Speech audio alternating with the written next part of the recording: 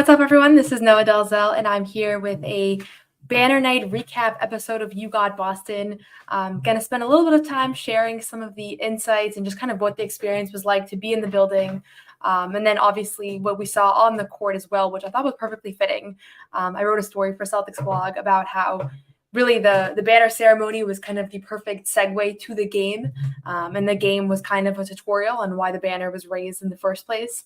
So you can check that out. But really just an awesome experience. I've been watching the Celtics since I was a little kid, and I've never seen a banner ceremony. I actually started following the team like right after they won the championship. And so I missed that blip of time, 2008, 2009. And so it's been something that's been quite elusive to me as well. And a lot of the players talked about what the experience meant to them and what it was like to actually just be there in the moment, get their rings, see the banner kind of raise to the rafters, and then play the game and blow out the Knicks and almost break the three-point record for most three-pointers ever in an NBA game. And they did not break that record. And those of you that tuned in last night, assuming most of you saw how frustrating frustrating and hilarious, I would say, in one that scene was. And so I wanted to just start off by not the basketball piece, because the basketball we'll be talking about all year. And certainly the basketball piece is interesting and it's relevant here, but I thought the last night was bigger than basketball. The things that stood out to me the most was just how important it was for the current Celtics. The previous Celtics were in the house, Bob Cousy, Kevin Garnett, Paul Pierce, Ray Allen, Cedric Maxwell, who's always in the building. And it was just those five. And, certainly you think they could have brought more. Like I was thinking, it would be nice to have more representation from the 80s team. But I don't think it really mattered. And I think just Bob Cousy's presence alone, and the fact that he was on this team for, before Red Auerbach, this is a guy that really kind of spans the entire history of the Celtics organization. And having him be wheeled in there and he addressed the crowd and he, just kind of did the two peace signs. And he had said, he was interviewed a little while ago, he said, I really want to live to watch them win this championship. And then he said, I want to live to watch them win, actually see the banner get raised. So having him in the building, I thought was super cool. And it was something that both, the stars, Jason Tatum, Al Horford, Jaylen Brown, they talked about it. And then Joe Mazzulla, you could just tell it was the thing that was the most meaningful to him, was not winning the championship, was not his individual or even the team accomplishment, but more the franchise. And something that I'm going to ask Joe Mazzulla about next time we have practice, which won't be for a little bit of time because the Celtics are hitting the road now, is what it would be like for him to coach a team that he didn't have these like deep-rooted ties to. Like he grew up a Celtics fan. He grew up in Rhode Island. He's in love with the organization. He finds the whole thing very kind of spiritual. He kissed the parquet when it was his time to get the ring. And so that was pretty unique. I didn't know what to expect. A lot of people I saw were saying that they thought that he was going for push-ups. I would not have been surprised if that's what he was doing, but he said he kissed the parquet because he can't go out there and dive on the floor and grab loose balls the way that other players do. And so the way that the players do as the coach, he's just on the sideline. And so for him, it was a way to kind of feel like he was really a part of things. And he had a really beautiful presser, I would say. He's just been on fire.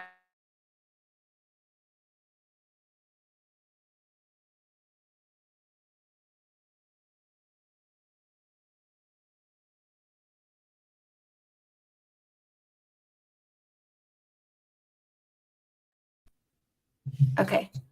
I'm in a different room in my house because I got a lot of complaints about the shoes being in the background. So if I cut out a Wi-Fi, it's because I tried a different part of my house that I'm not usually in. So next time I'll go back to my bedroom. Not in Brockton. I live in Cambridge. But still, one Wi-Fi box, 4 rooms, sometimes I can't go everywhere.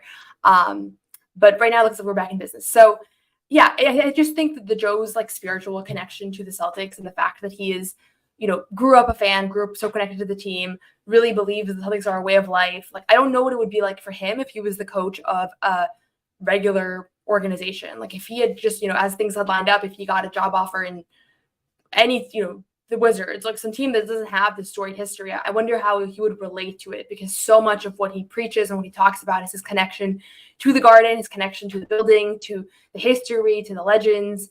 And so it's just a perfect fit. And it's honestly something that's, it's hard for me to imagine. I've only ever covered this team as far as NBA teams go. And so I can't really imagine what it would be like to cover a team that didn't have that storied history. But for him, he's coaching this organization, like it's completely different. And so I thought that was just a beautiful night. I had my dad and my brother there who don't usually go to games, and it was really nice to see them and really nice to see them be in the building. And then I was also really glad that the game itself was so enjoyable, because in my family, blowouts are considered enjoyable. I know some people want to see it go down to the wire, but I thought that on the eve of the championship the championship, rings and the banner raising and all of that, I thought that it was really special that, then they go out and they blow out the Knicks, and that Jason Tatum in particular, who has been the subject of so much controversy, and he's been the subject of so much discourse around whether he could still shoot and whether he's good at basketball still. And I thought that his just reputation was just so unfairly denigrated this past summer after helping lead this team to a championship. He comes out and has the best opening night performance I think we've seen in years. 37 points on 14 of 18 shooting, 8 of 11 from 3. And then he obviously also has the 10 assists and 1 turnover, which I thought was like maybe the most remarkable part of the stat line. Only played 30 minutes, and certainly with 18 minutes, he could, 18 shots, he definitely could have taken more, but he just wasn't forcing the issue, and that's what was making him so effective. And so all of that stood out to me. I thought the Tatum's performance was kind of the fitting bow on that night. And so you have both the championship celebrations, you have all the emotions that come with that, and then you have the big game starts, and it's like the show is just beginning now. Tatum from the jump was feeling it. He hits the first shot of the game. And I will say I watched the game in person, and when I'm there in person, I'm talking to people. I'm watching, I'm looking at the bench because those are things you can see later on. And then the actual game, you can always go back and watch on TV. And so I rewatched the game today, and what really stood out to me was like how different his shot actually looked. And I've been on this bandwagon of I'm not going to talk about his shot form because I really don't think it's my place, and I'm not an expert on shot mechanisms. And I've said this a couple times, but if you search my name on YouTube and basketball highlights, you can see my high school highlights, and you can understand why I don't like talking about people's shots. And so I just thought that when on a second watch, and I went back and looked at some of his film from the playoffs, like there is a clear, noticeable lack of a hitch. And I know everybody's been talking about it, but it's true. And so I don't think he's going to be 8 for 11 on a regular night. That's a pretty absurd stat line to begin with. And he's not going to go 8 for 11 most nights, but if he can make 5 for 11, like that's a jump up from what we were seeing in the postseason. And I do think that he's going to be more consistent now. And so I'm going to continue sharing just some of my thoughts and observations from this kind of really beautiful emotional ceremony and the subsequent game, and also just from training camp and just being around the team these past few weeks. I've been busy covering the WNBA finals, but then also Celtics preseason and training camp, and now things are going to slow down a little bit. But I've also been around and talking to Joe and talking to the players. And so happy to shed light on anything that people are wondering as well. So feel free to put questions in the chat box. And if you're watching this on a rewatch, feel free to put questions in the YouTube comments, and I'll respond to those accordingly as well. And just a quick moment before we continue on here, I just want to send a quick message from our friends over at Game Time. There's few things I prefer doing than attending an NBA game or sporting event live, and you can purchase tickets to Celtics games or any other sporting event, concert, or show with Game Time. Game Time has a new feature called Game Time Picks that makes getting tickets to see your favorite teams play live even easier. It filters out all the fluff to show you only incredible deals on great seats. You don't have to waste time searching through thousands of tickets. With Game Time, you can actually see the view of the court or stage from the seat that you choose to purchase, and you can buy tickets with just one click. There are lots of cool features. There's a lowest price guarantee, or Game Time will credit you 110% of the difference. Curation makes it easier to save more on sports, concerts, comedy, or theater. You can take the guesswork out of buying tickets with Game Time Picks. Download the Game Time app, create an account, and use code CLNS for $20 off your first purchase. Terms apply. Again, create an account and redeem code CLNS for $20 off. Download Game Time today. What time is it? Game Time. And I actually use Game Time to buy my dad and brother tickets. And the cool thing is you can kind of look and check every single day, and that's what I was doing. And I got it on the cheapest day, so I was happy with that. But I'm just going to scroll through here. I appreciate those of you tuning in live. I know it's kind of an awkward hour. I'm going to kind of test out different hours and see what's most popular here. And this show will be mostly on off days. So as you guys those of you that follow CLNS, you can find my post-game coverage on the Garden Report. Right after games, we go live. And then usually Bobby Manning and I will do a stand-up as well for the morning. And so this is kind of an off day thing. And so as long as you all are kind of looking for coverage, looking for further analysis, you're able to tune in on days when the Celtics aren't playing, and we'll have a live show to kind of discuss the previous games and answer any questions that have come up. And also, I'm always happy to, if there's things you guys want me to look into, like I'm happy to ask questions and kind of go that way as well. I think that sometimes you guys probably watch pressers and you're like, why are all these questions so bad? Because honestly, it is hard to come up with unique questions that are also fitting for the moment. So it's like a lot of times I have questions I'd love to ask, but they just don't fit the context. And like you have to think about the implications of what you're asking as well. But if there's anything that you guys are curious about, I'm always happy to kind of poke around and see if I can get answers. My intention as a reporter for this team is to be able to kind of be a segue between like the team and things that are happening on the ground and the fan base. And so that's kind of how I view this position. And I'm really grateful to be in this role and to be able to do that. And so I'm seeing a question here was a couple of times asked about the Knicks and about whether the Knicks were the Knicks just not physically ready to Celtics for the new season, or are we just that good? So this is an interesting question, and it's one we discussed a little bit on the Garden Report. I really do think that this Celtics team is in the beginning of a dynasty, or maybe I should say in the middle of a dynasty, because they've already won a championship. I had that feeling last night when I was sitting in the Garden, and it wasn't just that they were hitting everything, which like obviously that's always going to make teams look good.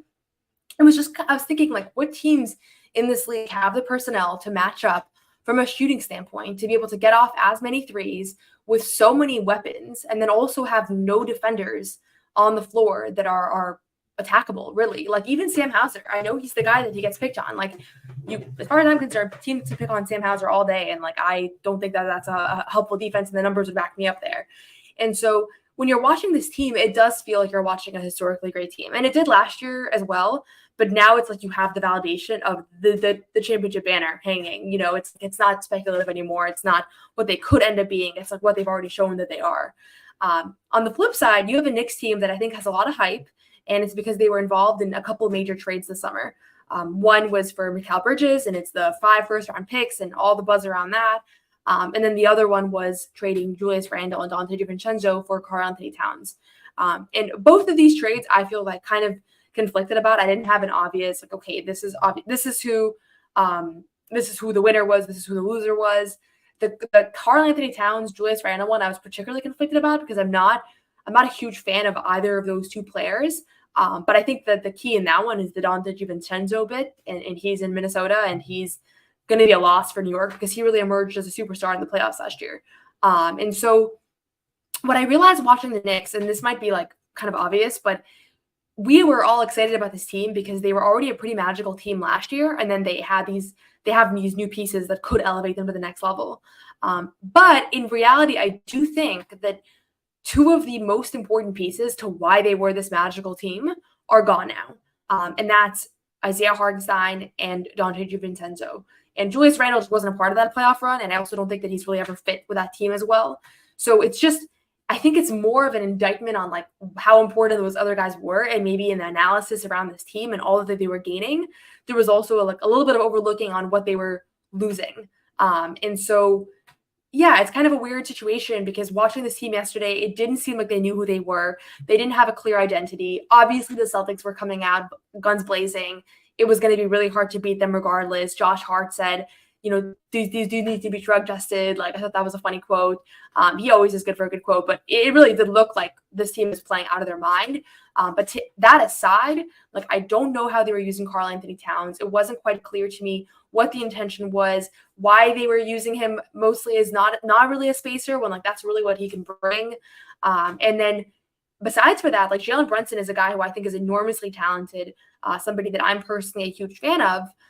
But also like he has to find a way to play great one-on-one basketball, which is what he can always do, and also make sure that the team's offense and everybody's involved and kind of maximized. And they're going to figure it out to a better extent than they did last night. But I also think that watching them, we did jump the gun a little bit on kind of saying what this team was capable of doing and what this team was, you know, what this team had accomplished and how that would reflect into this year. Because this is the same thing as last year. You know, the Celtics got rid of Marcus Smart and Rob Williams, and yeah, I think like that trade ended up working out, obviously, but there's a question mark around how that's going to go. And usually, when you assemble a new team and grab a new pieces in the offseason, usually you don't win that year. The Celtics, what they did last year was unusual. It's much more common to see what happened with the Phoenix Suns, where there's a lot of hype and there's a lot of momentum, and you get Kevin Durant and Devin Booker and these guys together and Bradley Beal, and then you don't win. That's the blueprint for how it usually goes. And so I do think I'm a little bit lower on New York, not because I saw something last night that was so alarming, because in reality, like last night was just one game, but because I think last night served as a really helpful reminder that the identity of this team is completely different than what it once was. That's just my perspective. I like New York. I hope they're good this year because I think that it's always fun when Boston and New York are good. I'll be at the games in Brooklyn and in Madison Square Garden, and I want to see good battles. But certainly, I think that if you're a Celtics fan, Jaylen Brown was asked if he was like worried about the Knicks by Stephen A. Smith when he did their sit down, and he said like, I'm not worried. And I don't think that they have reason to be worried right now.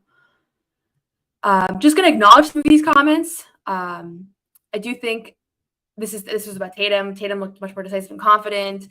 Comment here about Derek White. Derek White's defense was phenomenal. I also thought Derek White's offense was phenomenal, and he's just one of those guys that kind of goes underrated, under the radar. Last night he had 24 points. He was, Tatum was hot, but Derek White was also really hot and was also really efficient. And I think that that's a great sign because he had such a positive year last year that you want to make sure that that's not a one-off and that in reality, like he's going to do this again and again. And certainly I think what you saw from Derek White is the confidence of the guy that helped them win a championship last year, the guy that scored 38 versus Miami in the first round. And so on both ends of the floor, Derek White is so important to this team. He can create his own shot. He's a good facilitator, and he also doesn't need his. And that's really what's so important. And we talked about that a little on the Garden Report as well. But this idea that if you can be versatile and also like provide when you need to, but you also don't need to always be providing, is just so helpful because there's so much on this team. So I'm going to continue going down here. This is a good question. A question about O'Shea getting his ring. Any news on how O'Shea will get his ring? I know Steve will get his in March when the Jazz play the Celtics. So I actually don't know. I don't know what O'Shea's plans are. I've loosely heard that there's a good chance that he might end up in Europe. I follow along on his vlog and his YouTube and everything, and there hasn't been any real insight, but certainly at this point of the year, if you're not on an NBA roster, the odds are that you're probably not going to be on an NBA roster. There's going to be some guys that break out of that, but the odds are against you at this point. And so unless there's something substantial that I'm missing that, would change my perspective here, I do think that the decision to opt out of his player option this year, that would have been a minimum contract, guaranteed money on the Celtics, it didn't age well, and probably it was the wrong choice. But also I'm looking at this from a perspective of somebody that doesn't have the full picture, so I want to disclaim that. But I was thinking to myself, he's on a team. He could have been there last night to retrieve his ring and to be a part of the ceremony and everything. I don't know what the precedent is for a player who's like retired or just out of the league altogether. I'd have to look into that, but it did cross my mind, like he's somebody that could just be here because it's not like he's on another roster right now, and that's why he's not able to be here. And so I don't know. I can poke around and ask, and I'll report out if I find out anything about what the plans are for him. I did see that Svi tweeted last night, like, does anybody have a connection at UPS? Insinuating that he wanted his ring shipped out to him as fast as possible, but he'll get his ring only in March, really late in the season is the first time. It was the only time that Utah comes to Boston. But happy for Svi that he got a multi-year deal on the Jazz, and I'm sure he'll be a good rotation player there. Yeah, this is a comment about Tatum slowing down the game. I think absolutely, like I talked about this last night, but really like above the shooting, it's the process and it's the decision making. And that's the things that can carry on from night to night. It doesn't have to change just because a shot's not falling. And last night it was just so automatic. It was really, really helpful to see. And then, just the ball movement. Like, I don't know that you can find another team that has the ball movement that the Celtics do. And the personnel to execute upon like what they're trying to accomplish. I agree that OKC, a lot of people right now have OKC as the biggest threat in the West. It almost feels like an unoriginal pick, but the signs certainly point there because they were so promising last year. And I love what they did this offseason. Unlike the Knicks, where there was a give and take, I actually feel like for them, the additions of Alex Caruso and Isaiah Hartenstein are just huge. And then Josh Giddey, who exited, went to Chicago. I didn't think he fit that team. I don't think he really elevated what they were able to do. And so, yeah, that's kind of my perspective on that. And we'll always see it. Sometimes these teams have a really good season. The Wolves did not look great last night after a great regular season last year. And so we'll see how that goes. It's just one game, but just because you have one good year doesn't mean that's sustained success. So I don't want to get carried away with OKC. I'm already hearing people say like they're the next dynasty or whatnot. But yeah, certainly I think in this position, in this moment, in this position, you just have to be optimistic about that group and where that organization is headed. Okay, question about what do you think are the main challenges for the team this season? I think health, and not because they're particularly unhealthy, but just because it's an existential challenge in the NBA. I mean, how many teams last year did we see enter the playoffs and we're just missing one of their key players, or multiple of their key players? And so, yeah, it's super bizarre, what's going on right now. Even in the preseason, I felt like there was more injuries than usual. And I don't know if that's statistically accurate, but it feels like it's just totally changing the landscape of the NBA. And they were healthy last year outside of Kristaps Porzingis. And so being able to replicate that health will be so important. And also just being able to reintegrate Porzingis when he comes back. Like, I think this team without him is really good. And they showed that last year in the playoffs. And so figuring out like how to deal with that kind of in and out of the rotation, like that's really the biggest challenge for me. I don't think there's going to be a mental thing. I know people are going to ask about, whether mentally they're going to get bored if they're winning a lot. Like, I think we got to move on from that narrative because it's just not what we're seeing. It's not what we're hearing. And so I have all the reasons in the world to think that that's not this team's DNA. It's not the culture around this organization. They're going to stay locked in. And so I'm really looking at it from a more from that sense of just like, can you replicate the success you had just from being available last year? Okay, this is a good question. What do you think will be our best sixth man this year? I think the top sixth man will be, assuming that Al Horford starts like half the season. I'm going to consider him a starter because he's going to end up starting quite a bit. So outside of Al, probably Sam Hauser. I think he's just been consistently a really elite scorer off the bench. And he just seems super comfortable in preseason, the regular season. It's close between him and Pritchard. They've both shown that they can create, and I think they're both kind of due for bigger leaps right now. But yeah, I would say probably Sam Hauser is the one that I'm the most optimistic about. And then the second half of your question, is there a reality where we re-sign Lonnie Walker? I do think the Celtics would be interested in him. I've kind of poked around. I haven't heard any confirmation about whether or not he'll be on that main Celtics team. That roster will be finalized by the end of this weekend. And so keep your eyes out for information around that. Most of that team is going to be a lot of two-ways. So Anton Watson, Baylor Schreiman will be there, even though he's not a two-way. J.D. Davison, Drew Peterson, those guys will be in Maine. And then whether or not Lonnie Walker goes is anybody's guess right now. He's not going to be signed by the Celtics right now. And from what I'm hearing, he hasn't been picked up by anybody. So if that's a guess, I would guess that he's going to be in Maine to begin. But I don't think that he's officially made that decision, or at least it's all public.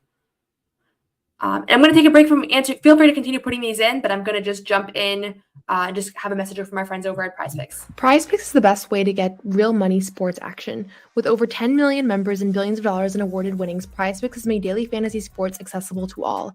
You can just pick more or less on at least 2 players for a shot to win up to 100 times your cash. Run your game all season long on PrizePicks. You can now win 100 times your money on PrizePicks with as little as 4 correct picks. PrizePicks is the best way to get action on sports in over 30 states, including California, Florida, Georgia, and Texas. PrizePicks is the only real money daily fantasy platform with an injury insurance policy, so your lineups stay in play. So even if one of your players gets injured, if your player leaves in the first half and doesn't return, PrizePicks keeps your lineup live. PrizePicks also invented the flex play, which means you can still cash out if your lineup isn't perfect. You can double your money even if one of your picks doesn't hit. Sign up today and get $50 instantly when you play $5. You don't even need to win to receive the $50 bonus. It's guaranteed. PrizePicks is the best way to win real money this football season. Which players are going off, which ones aren't. Make your picks in less than 60 seconds and turn your sports opinion into real money all season long on PrizePicks.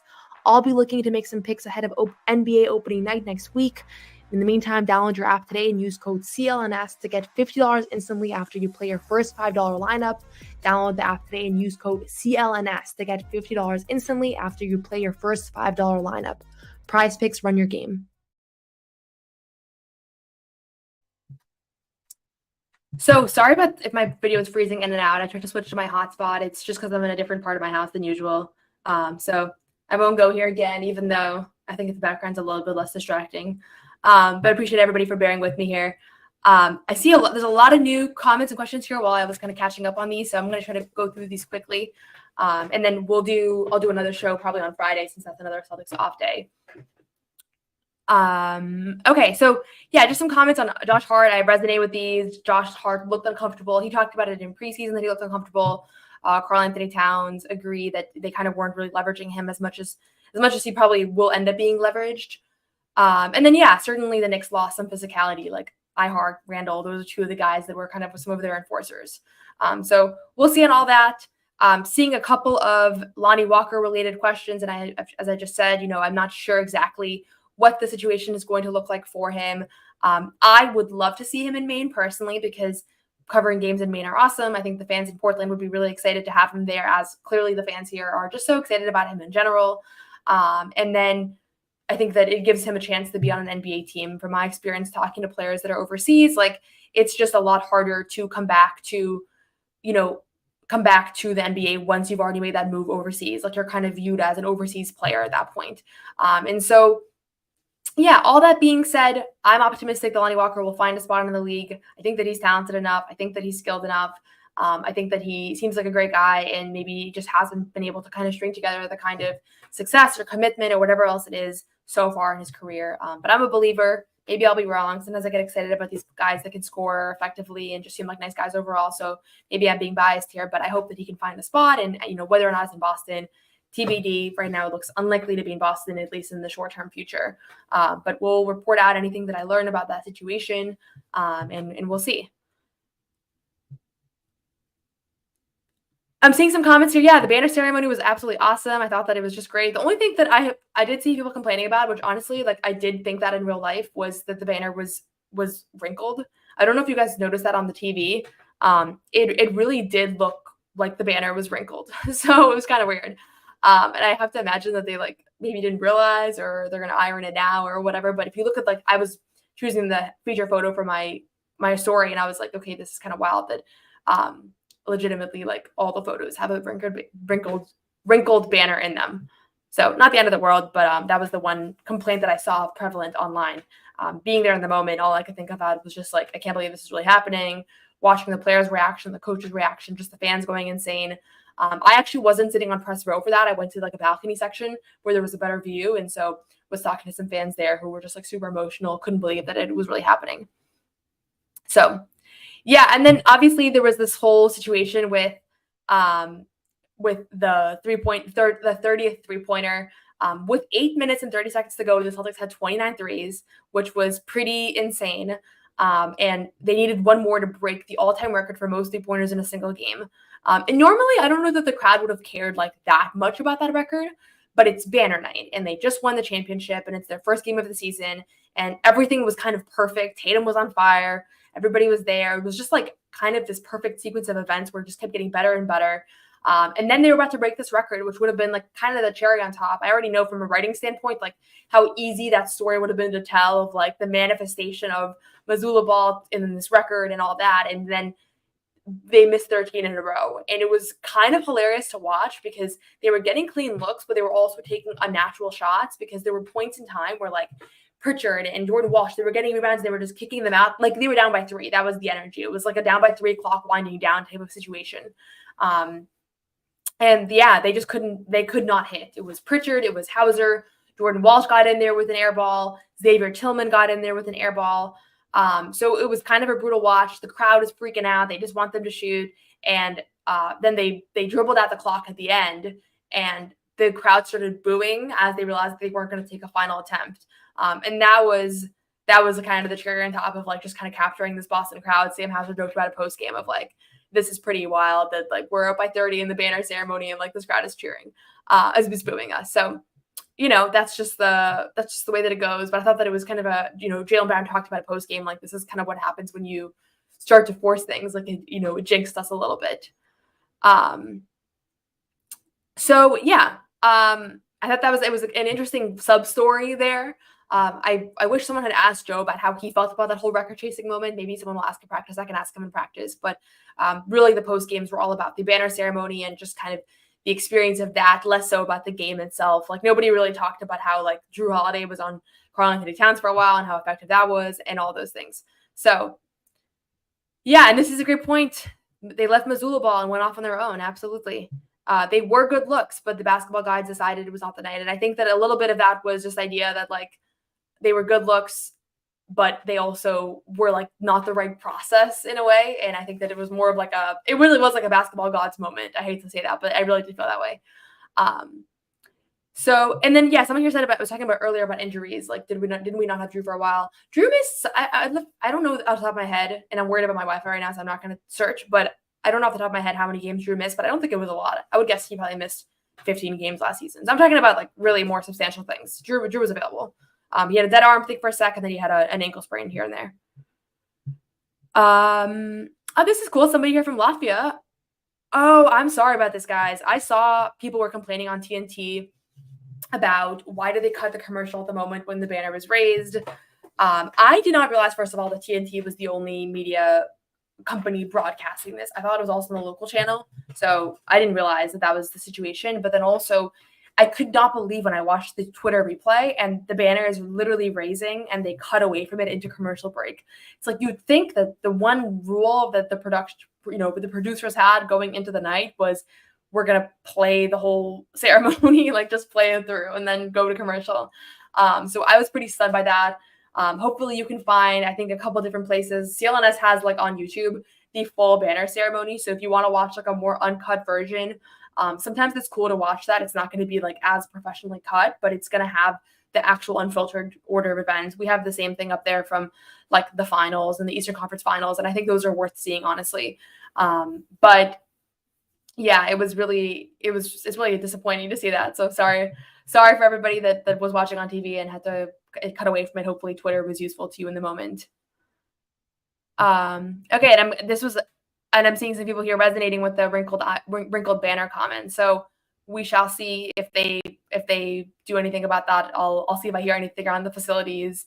It's like a joking matter. I don't think anybody really actually cares much, but it is pretty funny it was a very overt thing. Like it looked like when I try to look on, I don't iron my clothes usually, and sometimes I'm just like, oh, okay, hopefully this is not as obvious, and it's like obviously it is obvious, and this was kind of the situation with this banner.